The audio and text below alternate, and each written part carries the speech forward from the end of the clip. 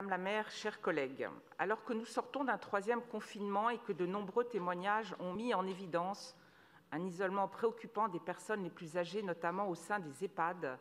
qu'un rapport de la Défenseure des droits vient de constater de nombreuses carences dans l'accès aux droits des résidents, je veux regretter une nouvelle fois le sous-équipement informatique dans certaines structures de la ville de Paris. Ce sujet qui aurait dû être pris à bras-le-corps il y a plusieurs années est dommageable plus encore en cette période de crise sanitaire.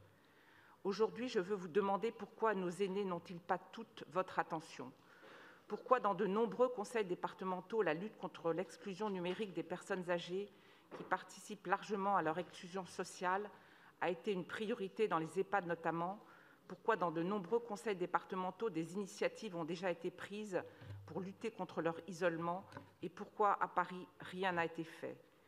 Oserais-je ici citer certains de ces conseils départementaux, celui de la Dordogne et ses 110 tablettes achetées au mois de novembre 2020, celui de la Somme et ses 418 tablettes acquises en décembre 2020, celui du Nord et ses 1000 tablettes en avril 2020, ceux des Yvelines et des Hauts-de-Seine et leurs 400 tablettes en avril 2020, celui du Val-de-Marne et ses 250 tablettes en décembre 2020, celui de l'Ain, celui du Maine-et-Loire, enfin celui du département du Calvados qui, malgré des contraintes budgétaires fortes et une gestion très rigoureuse de son président, a voté au mois de décembre 2020 l'acquisition de près de 290 tablettes.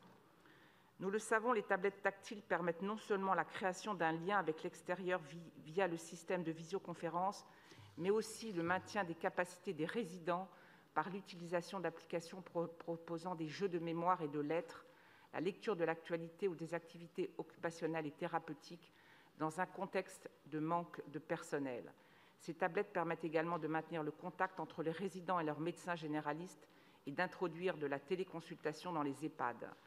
Les visioconférences, qui ne sauraient évidemment pas remplacer des visites physiques et des sorties, permettent toutefois de garder le lien à distance, notamment dans les cas où des restrictions de déplacement sont imposées sur le territoire de clusters au sein de l'établissement ou d'un cas d'infection parmi les proches du résident. À l'heure du déconfinement, il serait opportun d'ajouter à notre demande pour les EHPAD les 65 clubs seniors du KSVP répartis sur tout le territoire de la capitale et proposant aux personnes âgées de plus de 55 ans. Je vous invite à aller vers votre conclusion, Madame Bucaille, s'il vous plaît. Ma demande, elle est très simple, mais elle est urgente.